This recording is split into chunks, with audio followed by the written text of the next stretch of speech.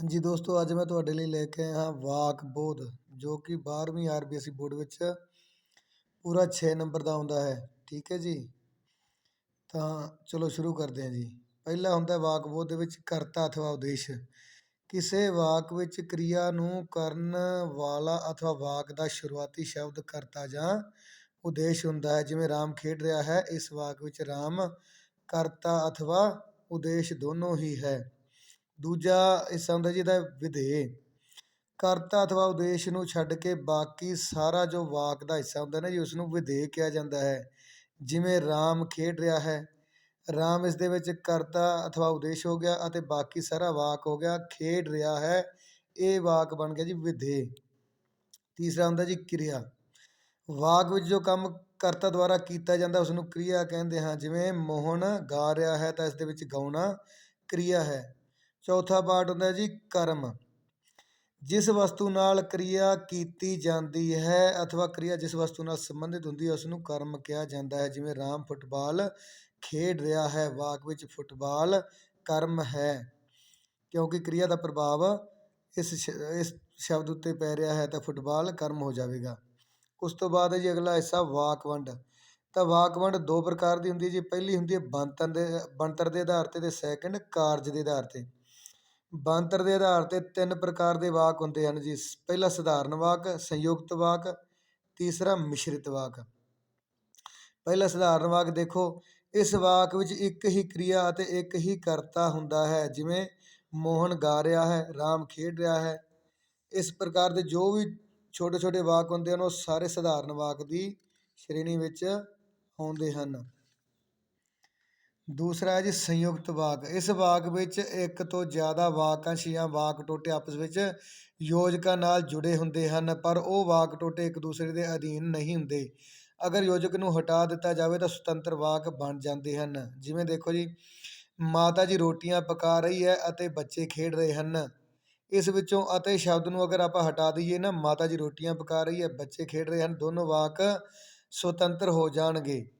ਠੀਕ ਹੈ ਜੀ। ਤਾਂ ਇਹਨਾਂ ਦਾ ਇੱਕ ਦੂਸਰੇ ਉੱਪਰ ਕੋਈ ਪ੍ਰਭਾਵ ਨਹੀਂ ਹੁੰਦਾ। ਤੀਸਰਾ ਜੀ ਮਿਸ਼ਰਿਤ ਵਾਕ। ਇਸ ਤਰ੍ਹਾਂ ਦੇ ਵਾਕਾਂ ਵਿੱਚ ਇੱਕ ਤੋਂ ਜ਼ਿਆਦਾ ਉਪਵਾਕ ਜਾਂ ਵਾਕਾਂਸ਼ ਆਪਸ ਵਿੱਚ ਯੋਜਕਾਂ ਨਾਲ ਜੁੜੇ ਹੁੰਦੇ ਹਨ, ਪਰ ਉਹ ਇੱਕ ਦੂਸਰੇ ਦੇ ਅਧੀਨ ਹੁੰਦੇ ਹਨ। ਪਹਿਲੇ ਉਪਵਾਕ ਦਾ ਦੂਸਰੇ ਉਪਵਾਕ ਨਾਲ ਸੰਬੰਧ ਹੁੰਦਾ ਹੈ ਅਤੇ ਉਸ ਦੇ ਪ੍ਰਭਾਵ ਅਧੀਨ ਹੁੰਦਾ ਹੈ। ਜਿਵੇਂ ਦੇਖੋ ਜੀ, ਸਿਮਰਨ ਖੁਸ਼ ਹੈ ਕਿਉਂਕਿ ਉਹ ਜਮਾਤ ਵਿੱਚ ਫਸਟ ਆਈ ਹੈ। ਤਾਂ ਦੋਨੇ ਵਾਕ ਕੀ ਹੈ, ਸਿਮਰਨ ਦੇ ਨਾਲ ਹੀ ਸੰਬੰਧਿਤ ਹਨ। ਜਗਦੀਪ ਦੁਖੀ ਹੈ ਕਿਉਂਕਿ ਉਹ ਮੈਚ ਹਾਰ ਗਿਆ ਹੈ। ਮੋਹਨ ਘਰ ਨਹੀਂ ਜਾ ਰਿਹਾ ਇਸ ਲਈ ਉਹ ਇੱਥੇ ਹੀ ਰੁਕੇਗਾ। ਇਸ ਪ੍ਰਕਾਰ ਦੇ ਵਾਕ ਕੀ ਜੋ ਇੱਕੋ ਹੀ ਕਰਤਾ ਨਾਲ ਸੰਬੰਧਿਤ ਹੋਣ, ਦੋਨੇ ਵਾਕ ਇੱਕੋ ਹੀ ਬੰਦੇ ਨਾਲ ਸੰਬੰਧਿਤ ਹੋਣ, ਇੱਕ ਦੂਜੇ ਤੋਂ ਉਹਨਾਂ ਦਾ ਪ੍ਰਭਾਵ ਹੋਵੇ, ਇਸ ਤਰ੍ਹਾਂ ਦੇ ਵਾਕਾਂ ਨੂੰ ਮਿਸ਼ਰਿਤ ਵਾਕ ਕਿਹਾ ਜਾਂਦਾ ਹੈ, ਕਿਉਂਕਿ ਉਹ ਇੱਕ ਹੀ ਕਰਤਾ ਨਾਲ ਸੰਬੰਧਿਤ ਹੁੰਦੇ ਹਨ। ਇਸ ਦੀ ਸੈਕਿੰਡ ਕੈਟੇਗਰੀ ਹੈ ਜੀ ਕਾਰਜ ਦੇ ਆਧਾਰ 'ਤੇ ਵਾਕ ਦੀਆਂ ਕਿਸਮਾਂ। ਤਾਂ ਕਾਰਜ ਦੇ ਆਧਾਰ 'ਤੇ ਵਾਕ ਦੀਆਂ 4 ਕਿਸਮਾਂ ਹੁੰਦੀਆਂ। ਪਹਿਲਾ ਹਾਂ-ਵਾਚਕ ਵਾਕ, ਦੂਸਰਾ ਨਾਂ-ਵਾਚਕ ਵਾਕ, ਤੀਸਰਾ ਪ੍ਰਸ਼ਨਵਾਚਕ ਵਾਕ ਅਤੇ ਚੌਥਾ ਵਿਸਮੈ ਜਾਂ ਵਿਸਮਿਕ ਵਾਕ ਵੀ ਕਹਿੰਦੇ ਜਿਹਨੂੰ। ਹਾਂ-ਵਾਚਕ ਵਾਕ। ਜਿਸ ਵਾਕ ਵਿੱਚ ਕਿਰਿਆ ਦਾ ਰੂਪ ਹਾਂ ਵਿੱਚ ਹੁੰਦਾ ਹੈ ਉਹ ਹਾਂ-ਵਾਚਕ ਵਾਕ ਹੈ। ਸਾਰੇ ਦੇ ਸਾਰੇ ਜਿੰਨੇ ਵੀ ਸਕਾਰਾਤਮਕ ਯਾਨੀ ਕਿ ਐਫਰਮੈਟਿਕ ਵਾਕ ਹੁੰਦੇ ਹਨ ਉਹ ਕੀ ਹੈ ਜੀ, ਇਸ ਦੇ ਅਧੀਨ ਆਉਂਦੇ ਹਨ। ਜਿਵੇਂ ਰਾਮ ਖੇਡ ਰਿਹਾ ਹੈ, ਮੋਹਨ ਗਾ ਰਿਹਾ ਹੈ। ਠੀਕ ਹੈ ਜੀ। ਅਗਲਾ ਹੈ ਨਾਂ-ਵਾਚਕ ਵਾਕ। ਜਿਸ ਵਾਕ ਵਿੱਚ ਕਿਰਿਆ ਦਾ ਰੂਪ ਨਾਂ ਵਿੱਚ ਹੋਵੇ ਉਹ ਨਾਂ-ਵਾਚਕ ਵਾਕ ਹੁੰਦਾ ਹੈ। ਸਾਰੇ ਦੇ ਸਾਰੇ ਨਕਾਰਾਤਮਕ ਯਾਨੀ ਕਿ ਨੈਗੇਟਿਵ ਵਾਕ ਹੁੰਦੇ ਹਨ, ਉਹ ਇਸ ਦੇ ਅਧੀਨ ਆਉਂਦੇ ਹਨ। ਸਿੰਪਲੀ ਜੀ ਗੱਲ ਸਮਝੋ ਵੀ ਜਿਹਦੇ ਵਿੱਚ ਨਾਂ ਆ ਜਾਏ ਨਾ ਜਿਹੜੇ ਵਾਕ ਦੇ ਵਿੱਚ, ਉਹ ਕੀ ਹੈ, ਉਹ ਨਾਂ-ਵਾਚਕ ਵਾਕ ਹੁੰਦਾ ਹੈ। ਜਿਵੇਂ ਰਾਮ ਖੇਡ ਨਹੀਂ ਰਿਹਾ ਹੈ, ਮੋਹਨ ਗਾ ਨਹੀਂ ਰਿਹਾ ਹੈ। ਤੀਸਰਾ ਹੈ ਪ੍ਰਸ਼ਨਵਾਚਕ ਵਾਕ। ਜਿਸ ਵਾਕ ਵਿੱਚ ਪ੍ਰਸ਼ਨ ਪੁੱਛਿਆ ਜਾਵੇ ਉਹ ਪ੍ਰਸ਼ਨਵਾਚਕ ਵਾਕ ਹੁੰਦਾ ਹੈ। ਜਿਵੇਂ ਤੁਸੀਂ ਕੌਣ ਹੋ, ਰਾਮ ਦਾ ਜਨਮ ਦਿਨ ਕਦੋਂ ਹੈ, ਮੋਹਨ ਕਿੱਥੇ ਜਾਵੇਗਾ। ਠੀਕ ਹੈ ਜੀ। ਚੌਥਾ ਹੈ ਵਿਸਮੈ ਜਾਂ ਵਿਸਮਿਕ ਵਾਕ। ਜਿਨ੍ਹਾਂ ਵਾਕਾਂ ਵਿੱਚ ਖੁਸ਼ੀ, ਗਮੀ, ਦੁੱਖ, ਹੈਰਾਨੀ, ਸ਼ੋਕ, ਆਸ਼ਚਰਜ, ਅਸੀਸ, ਦੁਤਕਾਰ ਆਦਿ ਮਨੋਭਾਵਾਂ ਦਾ ਪ੍ਰਗਟਾਵਾ ਕੀਤਾ ਜਾਵੇ ਉਸਨੂੰ ਵਿਸਮਿਕ ਵਾਕ ਕਿਹਾ ਜਾਂਦਾ ਹੈ। ਜਿਵੇਂ ਹੈਂ ਤੂੰ ਫੇਲ ਹੋ ਗਿਆ, ਹਾਏ ਰੱਬਾ ਮੈਂ ਮਰ ਗਿਆ, ਬੱਲੇ ਬੱਲੇ ਬੜਾ ਚੰਗਾ ਕੀਤਾ, ਖਬਰਦਾਰ ਜੇ ਤੂੰ ਕਿਤੇ ਗਿਆ। ਇਸ ਵਾਕ ਦੀ ਸਭ ਤੋਂ ਵੱਡੀ ਪਛਾਣ ਹੈ ਜੀ, ਇਸ ਵਾਕ ਦੇ ਵਿੱਚ ਕੀ ਹੈ, ਐਕਸਕਲੇਮੇਟਰੀ ਸਾਈਨ ਹੁੰਦਾ ਹੈ। ਯਾਨੀ ਕਿ ਵਿਸਮਕ ਦਾ ਨਿਸ਼ਾਨ ਹੁੰਦਾ ਹੈ। ਠੀਕ ਹੈ ਜੀ, ਡੰਡੀ ਲਾ ਕੇ ਥੱਲੇ ਕੀ ਹੈ, ਉਸਦੇ ਬਿੰਦੀ ਲੱਗੀ ਹੁੰਦੀ ਹੈ, ਬਸ ਇਹ ਨਿਸ਼ਾਨੀ ਹੈ ਜੀ। ਇਸ ਤਰ੍ਹਾਂ ਦੇ ਵਾਕ ਹੋ ਗਏ ਵਿਸਮਿਕ ਵਾਕ। ਠੀਕ ਹੈ ਜੀ। ਤਾਂ ਵਾਕਾਂ ਦੇ ਨਾਲ ਸੰਬੰਧਿਤ ਕਿਸ ਤਰ੍ਹਾਂ ਦੇ ਪ੍ਰਸ਼ਨ 12ਵੀਂ RBSE ਬੋਰਡ ਪੰਜਾਬੀ ਲਿਟਰੇਚਰ ਪੁੱਛੇ ਜਾਂਦੇ ਹਨ, ਉਹ ਹੈ ਜੀ ਟੋਟਲ 6 ਨੰਬਰ ਦੇ। ਠੀਕ ਹੈ ਜੀ, ਇਸ ਤਰੀਕੇ ਪੁੱਛੇ ਜਾਣਗੇ। ਜਿਵੇਂ ਵਾਕ ਦਿੱਤਾ ਪਹਿਲਾ, ਸਾਰੇ ਲੋਕ ਘਰਾਂ ਨੂੰ ਜਾ ਰਹੇ ਹਨ, ਵਾਕ ਵਿੱਚ ਉਦੇਸ਼ ਦੱਸੋ। ਤਾਂ ਜਿਹੜਾ ਸਾਰੇ ਲੋਕ ਯਾਨੀ ਕਿ ਸਟਾਰਟਿੰਗ ਵਾਲਾ ਹਿੱਸਾ ਹੋ ਗਿਆ ਜੋ ਕਰਤਾ ਵਾਲਾ, ਉਹ ਕੀ ਹੈ, ਅਗਰ ਕਰਤਾ ਪੁੱਛਿਆ ਗਿਆ ਤਾਂ ਵੀ ਇਹੀ ਹੈ, ਅਤੇ ਜੇ ਉਦੇਸ਼ ਪੁੱਛਿਆ ਗਿਆ ਤਾਂ ਵੀ ਕੀ ਹੈ, ਅੱਗੇ ਵਾਲਾ ਹਿੱਸਾ ਹੀ ਹੋਵੇਗਾ ਜੋ ਕਿਰਿਆ ਨੂੰ ਕਰ ਰਿਹਾ ਹੈ। ਤਾਂ ਇਸ ਦੇ ਵਿੱਚ ਸਾਰੇ ਲੋਕ ਸ਼ਬਦ ਹੈ ਜਿਹੜਾ ਉਹ ਉਦੇਸ਼ ਹੈ।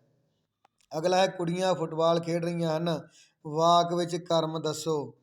ਤਾਂ ਇਸ ਦੇ ਵਿੱਚ ਕੀ ਹੈ, ਕਿਰਿਆ ਫੁੱਟਬਾਲ ਦੇ ਨਾਲ ਸੰਬੰਧਿਤ ਹੈ, ਤਾਂ ਇਸ ਦੇ ਵਿੱਚ ਫੁੱਟਬਾਲ ਸ਼ਬਦ ਹੈ ਕੀ ਹੈ, ਕਰਮ ਹੋ ਜਾਏਗਾ।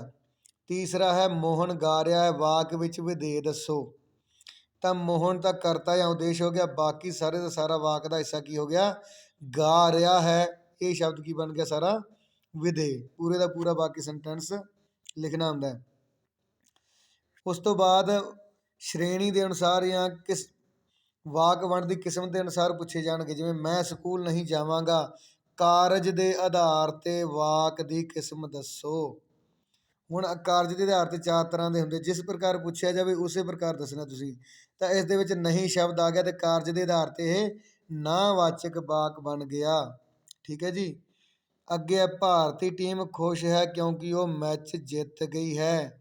ਹੁਣ ਇਹਨਾਂ ਨੇ ਪੁੱਛਿਆ ਵਾਕ ਦੀ ਬਣਤਰ ਦੇ ਆਧਾਰ 'ਤੇ ਕਿਸਮ ਦੱਸੋ, ਅਤੇ ਬਣਤਰ ਦੇ ਆਧਾਰ 'ਤੇ ਮਿਸ਼ਰਿਤ ਵਾਕ ਹੋਵੇਗਾ, ਕਿਉਂਕਿ ਦੋਨੇ ਦੇ ਦੋਨੇ ਉਪਵਾਕ ਕੀ ਹੈ, ਇੱਕੋ ਹੀ ਚੀਜ਼ ਦੇ ਨਾਲ ਸੰਬੰਧਿਤ ਹਨ, ਦੋਨਾਂ ਦਾ ਪ੍ਰਭਾਵ ਇੱਕ ਦੂਜੇ ਉੱਪਰ ਪੈ ਰਿਹਾ ਹੈ। ਅਗਰ ਤੁਹਾਡੇ ਤੋਂ ਬਣਤਰ ਦੇ ਆਧਾਰ 'ਤੇ ਪੁੱਛਿਆ ਜਾਵੇ ਤਾਂ ਬਣਤਰ ਦੇ ਆਧਾਰ 'ਤੇ ਤੁਸੀਂ ਦੱਸ ਦੇਣਾ ਵੀ ਇਹ ਸਧਾਰਨ ਹੈ, ਸੰਯੁਕਤ ਵਾਕ ਹੈ ਜਾਂ ਮਿਸ਼ਰਿਤ ਹੈ। ਅਗਰ ਕਾਰਜ ਦੇ ਆਧਾਰ 'ਤੇ ਤੁਹਾਡੇ ਤੋਂ ਪੁੱਛਿਆ ਜਾਵੇ ਤਾਂ ਫਿਰ ਤੁਸੀਂ ਦੱਸਣਾ ਵੀ ਹਾਂ ਵਾਚਕ ਵਾਕ ਹੈ, ਨਾਂਹਵਾਚਕ ਵਾਕ ਹੈ, ਪ੍ਰਸ਼ਨਵਾਚਕ ਹੈ ਜਾਂ ਵਿਸਮਿਕ ਵਾਕ ਹੈ। ਅੱਗੇ ਜਗਦੀਪ ਸਕੂਲ ਜਾ ਰਿਹਾ ਹੈ, ਬਣਤਰ ਦੇ ਆਧਾਰ 'ਤੇ ਵਾਕ ਦੀ ਕਿਸਮ ਦੱਸੋ। ਤਾਂ ਬਣਤਰ ਦੇ ਆਧਾਰ 'ਤੇ ਕਿਸ ਤਰ੍ਹਾਂ ਦਾ ਵਾਕ ਹੈ ਜੀ, ਇੱਕੋ ਹੀ ਕਰਤਾ ਇੱਕੋ ਹੀ ਕਿਰਿਆ ਹੋਗੀ, ਇਹ ਕੀ ਬਣ ਜਾਏਗਾ, ਸਧਾਰਨ ਵਾਕ। ਅਗਰ ਤੁਹਾਡੇ ਤੋਂ ਪੁੱਛ ਲਿਆ ਜਾਵੇ ਵੀ ਇਹ ਕਾਰਜ ਦੇ ਆਧਾਰ 'ਤੇ ਕਿਸ ਪ੍ਰਕਾਰ ਦਾ ਵਾਕ ਹੈ, ਤਾਂ ਫਿਰ ਕਿਵੇਂ ਬਣੇਗਾ, ਫਿਰ ਇਹ ਹੋ ਜਾਏਗਾ ਹਾਂ ਵਾਚਕ ਵਾਕ, ਕਿਉਂਕਿ ਇਸ ਦੇ ਵਿੱਚ ਕਿਰਿਆ ਦਾ ਰੂਪ ਸਕਾਰਾਤਮਕ ਹੈ। ਤਾਂ ਜਿਸ ਪ੍ਰਕਾਰ ਤੁਹਾਡੇ ਤੋਂ ਪੁੱਛਿਆ ਜਾਵੇ, ਅਗਰ ਬਣਤਰ ਦੇ ਆਧਾਰ 'ਤੇ ਪੁੱਛਿਆ ਜਾਵੇ ਤਾਂ ਬਣਤਰ ਦੀ ਕਿਸਮ ਦੱਸਣੀ ਹੈ, ਅਗਰ ਹਾਂ ਕਾਰਜ ਦੇ ਆਧਾਰ 'ਤੇ ਪੁੱਛੀ ਜਾਵੇ ਤਾਂ ਕਾਰਜ ਦੀ ਕਿਸਮ ਦੱਸਣੀ ਹੈ ਜੀ। ਠੀਕ ਹੈ ਜੀ। ਇਹ ਤੁਹਾਡਾ 6 ਨੰਬਰ ਦਾ ਪੇਪਰ ਆਏਗਾ ਜੀ ਪੰਜਾਬੀ ਸਾਹਿਤ ਦੇ ਵਿੱਚ। ਆਈ ਹੋਪ ਤੁਹਾਨੂੰ ਬਹੁਤ ਪਸੰਦ ਆਵੇਗਾ। ਤਾਂ ਚੈਨਲ ਨੂੰ ਜ਼ਿਆਦਾ ਤੋਂ ਜ਼ਿਆਦਾ ਲਾਈਕ, ਸਬਸਕ੍ਰਾਈਬ ਅਤੇ ਸ਼ੇਅਰ ਕਰਿਓ ਜੀ। ਧੰਨਵਾਦ।